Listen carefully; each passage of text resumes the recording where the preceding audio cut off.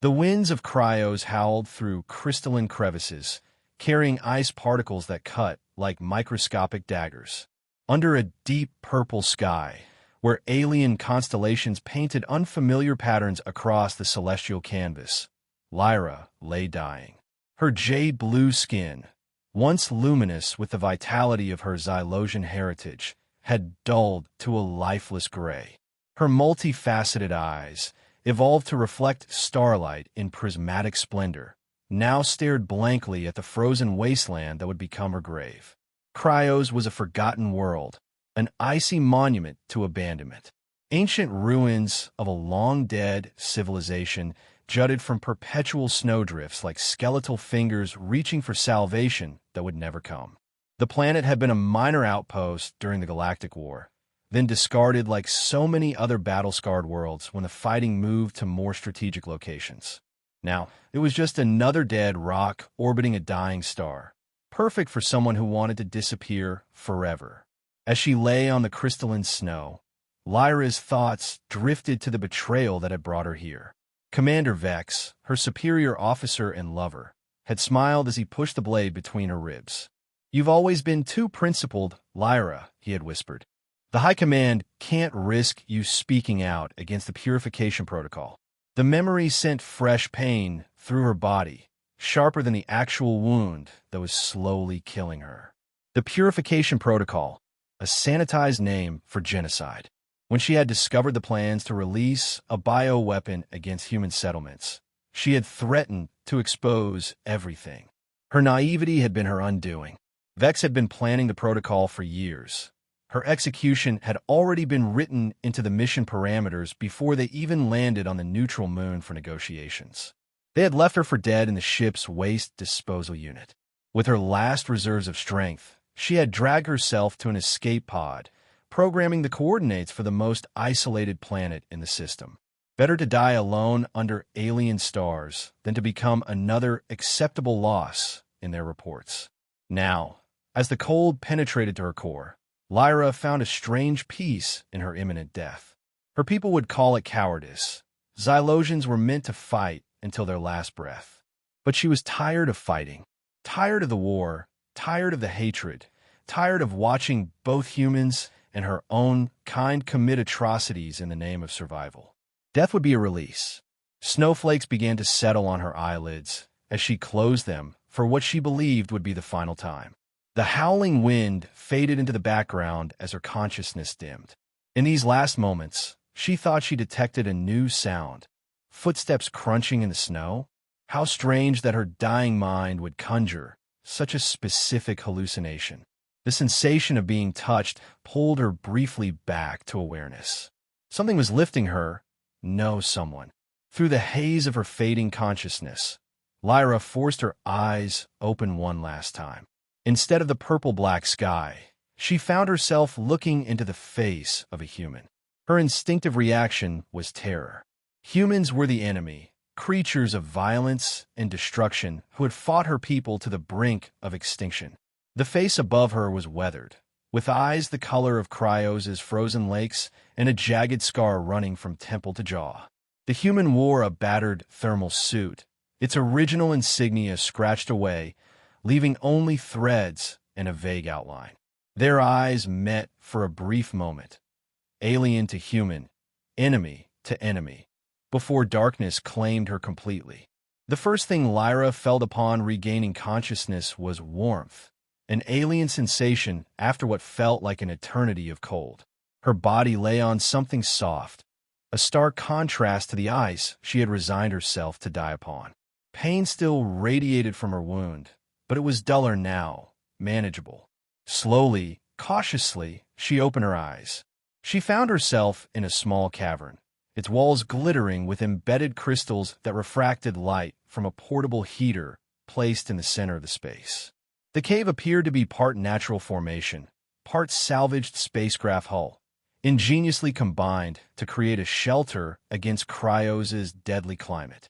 Movement at the periphery of her vision caused her to tense instinctively. The human sat several meters away, his back against the curved metal of what might have been an old shuttle door. He was watching her with those disconcertingly blue eyes, expression unreadable. Lyra tried to push herself up, only to fall back with a hiss of pain. Her hand flew to her side, finding her wound had been dressed with unfamiliar material, some kind of human medical technology. "Don't move." The human's voice was deep, rough from disuse. He spoke in broken galactic standard, the trading language used between species. "Wounds still bad." Lyra's faceted eyes narrowed in suspicion. "Why?" she managed to ask, her own voice weak but filled with wary hostility. Why would a human save an enemy? What did he want from her? Instead of answering, the man stood and approached slowly, as if approaching a wounded predator. Despite her weakened state, Lyra felt her body tense, ready to fight if necessary. He stopped at a respectful distance, then set down a container of water and what appeared to be concentrated food rations. "Eat. Drink." He gestured to the supplies, then returned to his position across the cave. For a long moment, Lyra stared at the offerings. Her Xylosian training screamed that it might be poisoned, a more merciful death than what she'd expected, but still a human trick. Yet her body demanded sustenance. Finally, survival instinct won out. She reached for the water first, her slender fingers with their iridescent nails wrapping around the container. The human had adapted it for her anatomical differences. She noticed a small but surprising consideration. Days passed in uncomfortable silence. The human, who eventually identified himself as Kale, maintained his distance. He regularly checked her wounds with clinical detachment, replaced the dressings, and ensured she had food and water, but otherwise kept to himself. His movements were efficient, practiced, like those of someone accustomed to solitude and survival. Lyra observed him when he wasn't looking. His scarred hands told stories of battles fought. The way he startled at certain sounds suggested trauma familiar to warriors of any species. Once, while he thought she was sleeping, she caught him staring into the heater's glow, absently rubbing a small metal disc that hung from a chain around his neck, perhaps a military identifier or a memento of someone lost. As her strength slowly returned, so did her defiance. When Kale approached to check her wound on the 5th day, she lashed out, her weakened strike barely grazing his arm. "I don't need your pity, human," she spat, her voice stronger now. "I was ready to die. I accepted it." Kale didn't flinch. He simply looked at her with those unnerving eyes. "Not pity," he said finally. "Duty." "Duty to whom?" "I am your enemy." He shook his head slowly. "War makes enemies. People just people." His words, simple as they were, struck her silent. It was the kind of sentiment that would get a Xylosian officer demoted, or worse. That night, the heating unit malfunctioned. The temperature in the cave plummeted rapidly, and Lyra, still weakened from her injuries, began to shiver uncontrollably. Xylosians were adapted to moderate climates. The extreme cold of cryos was particularly dangerous to her physiology. Kale noticed immediately. Without hesitation, he moved to her side, wrapping his thermal blanket around her. When that proved insufficient, he hesitated only briefly before sitting beside her and adding his own body heat. Lyra stiffened at the proximity. Physical contact between strangers was taboo in Xylosian culture, doubly so with an enemy. Yet as warmth slowly returned to her limbs, she found herself unable to protest. There was nothing threatening in his posture. He was simply preventing her from freezing to death. "Why are you alone here?" she asked finally, breaking the silence that had dominated their strange coexistence. Kale was quiet for so long that she thought he might not answer. "Running," he said finally. "Like you." It wasn't the whole truth. She could sense that much, but it was more than she'd expected. As the night progressed and the cold intensified, they remained huddled together, two enemies sharing warmth on a planet that cared nothing for their conflict. When Lyra woke the next morning, Kale had already fixed the heater and returned to his side of the cave. But something had shifted between them, the beginnings of an understanding that neither was quite ready to acknowledge. By the 10th day, Lyra could move around the cave without assistance. Her wound was healing well thanks to Kale's careful attention and some remarkably effective human medical technology. The silence between them had evolved from hostile to contemplative, occasionally broken by practical exchanges. During one such exchange, Kale revealed he had a rudimentary translation device, damaged, but functional enough to bridge their communication gap. The small disc-shaped object flickered with light when activated, sometimes finding the right words, sometimes producing nonsensical translations that caused rare moments of shared amusement. "Your ship?" Lyra asked one evening as they shared a meal of reconstituted protein. "What happened to it?" The translation device sparked and sputtered before conveying her question. Kale's expression darkened. "Crashed. 3 cycles ago." He gestured vaguely in a direction that might have been north. "No rescue coming." "You sabotaged your locator beacon," Lyra guessed, recognizing the behavior of someone who didn't want to be found. Kale's sharp glance confirmed her suspicion. After a moment's hesitation, touched the device at his neck. Not a military tag as she'd first thought, but some kind of personal identifier. "War criminal," he said flatly, the translation device struggling with the emotional weight behind the words. "Not by choice." "Engineer," they said. "Building weapons. Protect our people. Discovered too late." "What weapons did?" He fell silent, his gaze fixed on the heater's glow. The translation was fragmented, but Lyra understood enough. The parallels to her own situation were too striking to ignore. "The Cygnus sector," she said quietly. "The atmospheric disintegrator." Kale's head snapped up, his eyes widening in recognition. "You know," he whispered, 3 Xylosian colonies. Over 40,000 civilians." Her voice was flat, emotionless, though inside she felt the familiar twist of horror. "Our military claimed it was a human-first strike." Kale's hands trembled slightly. "Not first strike. Retaliation. For Proxima Beta. We thought you. Our colony there." The translation device faltered, but it didn't matter. Lyra understood. The endless cycle of retaliation, each side convinced they were only defending themselves against the other's aggression. And here they sat, 2 disillusioned pawns who had glimpsed the truth behind the propaganda. "I was intelligence," she admitted, her multifaceted eyes reflecting the heater's light in iridescent patterns. "I discovered our leaders were planning something worse. A bioweapon designed to target human genetic markers. They called it the Purification Protocol." She touched her healing wound. "When I threatened to expose it, my commander," she paused, the betrayal still raw. "He tried to silence me. Permanently." They sat in heavy silence, 2 enemies who had both chosen exile over complicity. The irony wasn't lost on either of them. "Your people will still search for you," Kale said finally, "if the weapon is important." "As will yours," Lyra countered. "If you know what I suspect you know." A new tension filled the air, the shared knowledge that neither of them was truly safe, not even in this frozen wasteland at the edge of charted space. The next morning, Lyra found Kale packing supplies. He handed her a crude map sketched on salvaged material. "Hidden Valley, 20 units south," he explained, pointing to a marked location. "Better shelter there." "Must move." "Why now?"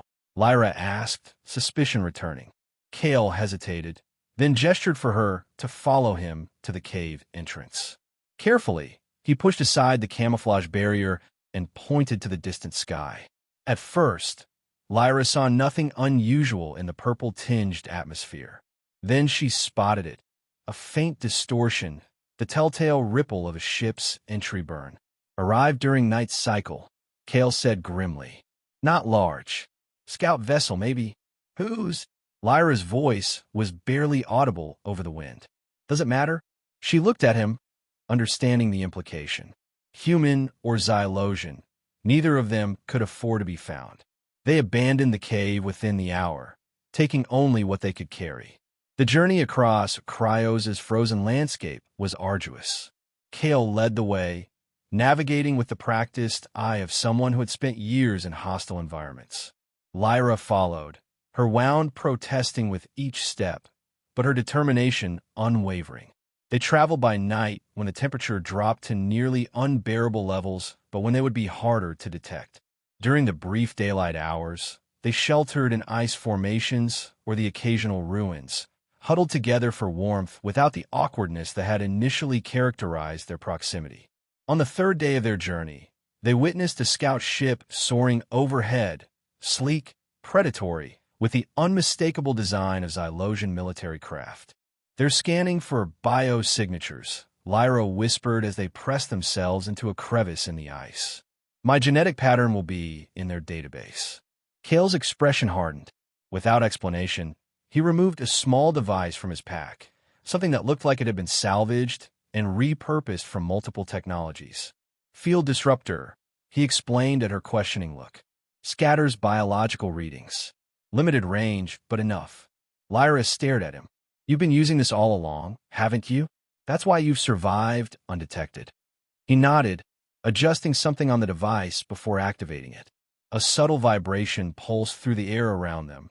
Nothing visible, but Lyra could feel it resonating with something deep in her cellular structure. Engineering specialty, he said with the ghost of a smile. Countermeasures. The ship passed over them once, twice, then veered away toward the horizon. They remained hidden for hours afterward, taking no chances. In the close confines of their shelter, Lyra found herself studying Kale's profile, the determined set of his jaw, the vigilant eyes that had seen too much. Why help me? She asked finally the question that had lingered between them since that first moment she'd opened her eyes to find him there. You could have left me to die. It would have been safer for you. Kale was silent for a long moment, his gaze fixed on the icy landscape beyond their hiding place. When he finally spoke, his voice was soft but clear. Too much death already, he said simply. Couldn't watch another. Not when I could help. Something shifted in Lyra's perception, a fundamental realignment of everything she'd been taught about humans.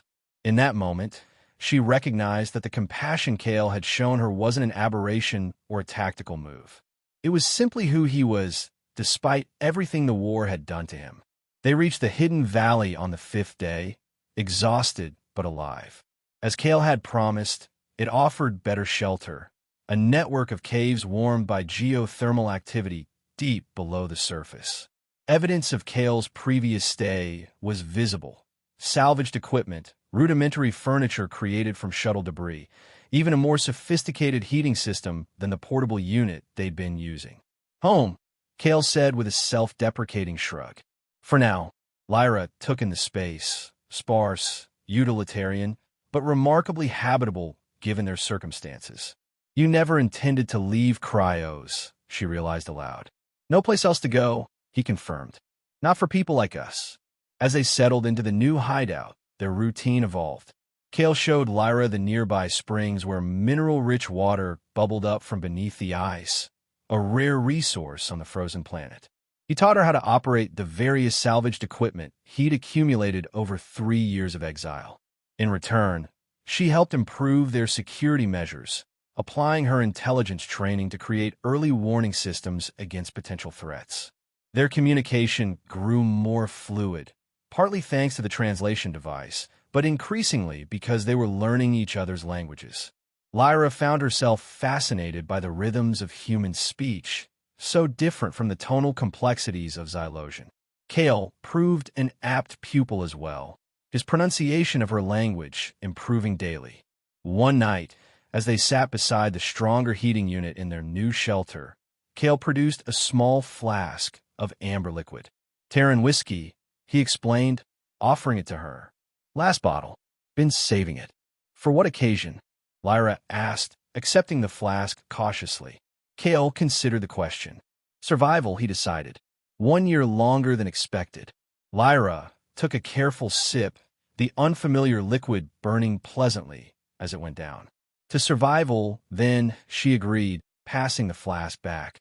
As the warmth of the drink spread through her system, Lyra found herself speaking more freely than she had since her arrival on Cryos. I used to believe in the cause, she admitted, her multifaceted eyes reflecting the heater's glow. The protection of Xylosian interests across the galaxy. The narrative that humans were expansionist threats who would never accept coexistence. Kale nodded in understanding.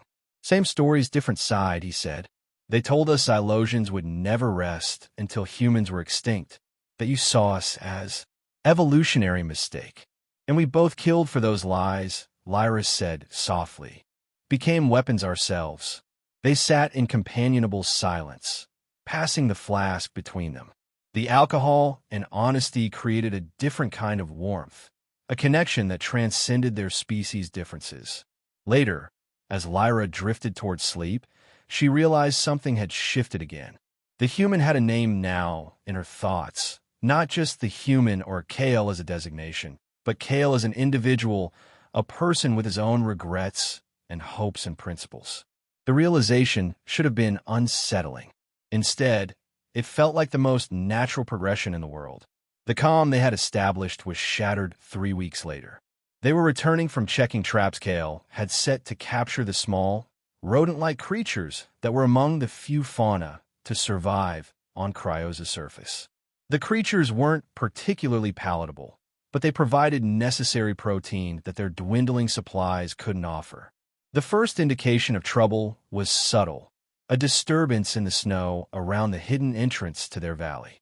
Kale noticed it immediately, his hand flying up in a silent signal for Lyra to stop. She froze, her Xylosian senses instantly alert to the danger. They retreated to a concealed vantage point, watching and waiting. As the planet's weak sun began to set, they saw them, 4 figures in advanced environmental suits, moving with military precision around the valley entrance. 2 were unmistakably human, with the bulkier physiques and distinctive movement patterns of their species. The other 2 were Xylosian, their more slender forms and smooth, coordinated motions immediately recognizable to Lyra. "Impossible," she breathed, the translation device barely picking up her whisper. "Humans and Xylosians working together?" Kale's expression darkened. "Joint operation," he muttered. "Means both governments know what we know. Want us silenced badly enough to cooperate." The implications were staggering. If human and Xylosian military forces were collaborating to find them, it meant the leadership on both sides feared what would happen if the truth about the war's escalation, the manipulated retaliations, the planned genocides, became public knowledge. "They'll find a valley," Lyra whispered. "It's only a matter of time." Kale nodded grimly. "Need to move. Far. Different planet, if possible." "With what ship?" Lyra asked, the hopelessness of their situation crashing over her. "Even if we could reach a spaceport, we'd be recognized immediately." Kale was silent for a long moment, his eyes never leaving the search party below. Then, with a resigned determination that sent a chill through Lyra, he said, "They must have transport nearby." She stared at him, understanding the dangerous implications. "You want to steal their ship?" "Only chance," he confirmed. "Must wait for right moment. Watch patterns. Identify weaknesses." They retreated further into the wilderness, establishing a temporary camp in a narrow crevasse that offered minimal shelter but excellent concealment. For 3 days, they observed the search party's movements from various hiding places. The joint Humans-Illusion team had indeed established a base camp approximately 5 kilometers from the valley, with a small but advanced shuttle capable of interstellar travel. "Security measures?" Lyra asked as they huddled together against the bitter cold on the 3rd night. "Standard military protocols," Kale replied, his breath forming crystals in the frigid air. "Biometric locks, motion sensors, probably explosive fail-safes. Can you override them?" The question carried all her hope and doubt. Kale's smile was grim. "Was my job before, creating security systems and breaking them." They formulated their plan carefully, accounting for every variable they could anticipate. The operation would need to be executed flawlessly. They would have only one chance, and failure meant death or worse. On the 4th day, they made their move. Using Kale's field disruptor to mask their approach, they advanced toward the shuttle during a patrol rotation they had identified as the weakest point in the team's security. Lyra took the lead, her Xylosian night vision guiding them through the treacherous terrain in the growing darkness. They were within 50 meters of the shuttle when everything went wrong. A perimeter alarm they hadn't detected screamed to life, bathing the area in harsh light. Immediately, weapons fire erupted from the base camp, forcing them to dive for cover behind a jagged formation of ice. "They've upgraded security protocols," Kale shouted over the barrage, his voice tight with frustration. Must have anticipated this approach. Lyra's mind raced. Their original plan was compromised, but perhaps. "The field disruptor," she said urgently. "Can you modify it? Amplify the signal to create a larger distraction?"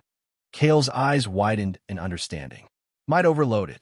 One-time use only." "Better than no use at all," she countered. As weapons fire continued to chip away at their cover, Kale worked feverishly, dismantling the precious device that had kept them hidden for weeks. Lyra provided covering fire with a salvage blaster they brought from their hideout, her shots precise despite the chaotic conditions. "Ready," Kale announced finally, holding up the modified disruptor. "But need to get closer." Within 20 meters of their communications array, Lyra assessed the situation. The path to the array was exposed, a killing field with no cover. Whoever made that run would be completely vulnerable. Before Kale could suggest it, she made her decision. "I'll go. I'm faster." "No," he protested immediately. "Too dangerous." "You're the engineer," she insisted, her faceted eyes meeting his human ones with unwavering resolve. "You're needed to operate the shuttle." "I'm expendable." "Not to me," Kale said fiercely, the translation device struggling to convey the emotion behind his words. In that moment, surrounded by enemy fire on a frozen wasteland of a planet, something unspoken passed between them. An acknowledgement of what had been growing since that first moment he'd found her dying in the snow. Together, Lyra decided, reaching for his hand. On my signal, they burst from cover simultaneously, running in a zigzag pattern as weapons fire tracked their movement. Lyra felt the heat of energy bolts passing centimeters from her body. Beside her, Kale took a glancing hit to his shoulder, but kept running. When they reached the designated position, Kale activated the modified disruptor. The device emitted a piercing whine before releasing a massive electromagnetic pulse that rippled visibly through the air. Every electronic system in the vicinity sputtered and died, including, unfortunately, their translation device. The sudden silence was shocking. In the darkness that followed the failure of the camp's lighting systems, Lyra grabbed Kale's arm and pulled him toward the shuttle, now only dimly visible in the pale light of Cryos's 3 moons. They reached the vessel unchallenged, but the respite was temporary. Already, they could hear shouts as the search team regrouped, switching to backup systems. Kale worked frantically at the shuttle's entry panel, his injured shoulder leaving smears of blood on the control surface. Lyra stood guard, her blaster at the ready, scanning the darkness for movement. "Kale," she urged, spotting shapes moving toward them through the gloom. He mumbled something in his native language, a curse or a prayer, she couldn't tell. Then, with a final adjustment, the shuttle's hatch slid open with a pneumatic hiss. They tumbled inside, Kale immediately sealing the hatch behind them. The shuttle's interior was military standard, utilitarian, with minimal crew accommodations but advanced navigation and weapon systems. Kale threw himself into the pilot's seat, his hands flying over the controls. Years of disuse hadn't diminished his skills. The shuttle's engines roared to life with promising power. Outside, the search team had reached the vessel. The hull reverberated with weapons impacts, but the military-grade shielding held firm. "Hold on," Kale shouted as he engaged the thrusters. The shuttle lurched upward, breaking free of the improvised landing site with a shower of displaced snow and ice. Lyra strapped herself into the co-pilot's seat, her heart pounding as the shuttle climbed rapidly through Cryos's thin atmosphere. Behind them, smaller craft gave chase, single-pilot fighters deployed from the team's base ship, which was likely in orbit. Kale's flying was aggressive, almost reckless, but masterful. He navigated through Cryos's upper atmosphere in an unpredictable pattern, making them a difficult target for the pursuing craft. "FTL capabilities?" Lyra asked, her voice raised over the strain of the engines.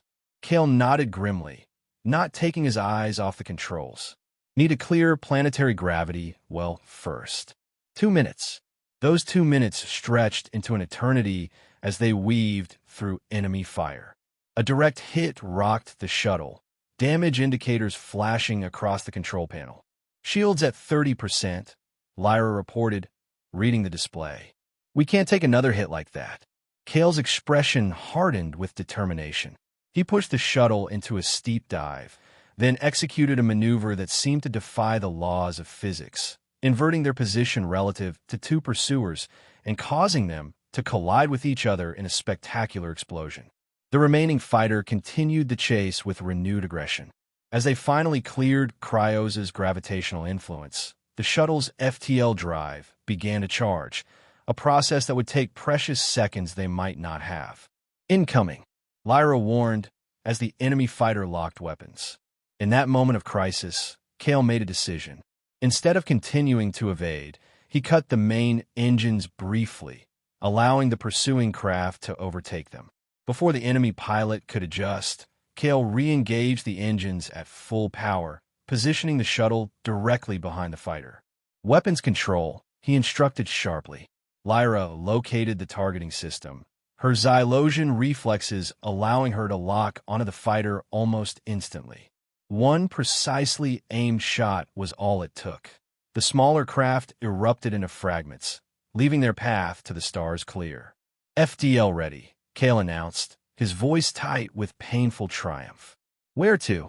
Lyra asked, the vastness of their options suddenly overwhelming. Kale's eyes met hers briefly, filled with a mixture of hope and uncertainty. Neutral territory. Border worlds. Somewhere. We might belong. With a final glance at the frozen planet that had been their prison and their sanctuary, Kale engaged the FTL drive. The stars stretched into lines of light around them as the shuttle catapulted into hyperspace, carrying them away from pursuit and toward an uncertain future. In the quiet aftermath of their escape, as the shuttle's automated systems took over navigation, Lyra and Kale finally had a moment to process what had happened and what it meant for them. Kale's injury required attention. Lyra found the shuttle's medical supplies and carefully treated his wounded shoulder, her slender fingers working with surprising gentleness. Without the translation device, they communicated through gestures and the few words they'd learned of each other's languages, an intimate silence falling between them. When she finished, Kale caught her hand in his, holding it against his chest. No words were necessary to convey his gratitude or the deeper emotions that had developed between them. Later, as they sat in the shuttle's small crew quarters, they faced the reality of their situation. They were fugitives twice over now, hunted not only for what they knew, but for the theft of a military vessel. The shuttle's navigation system showed they were headed toward the Perseus Arm, a region known for its independent colonies and relatively lax governance.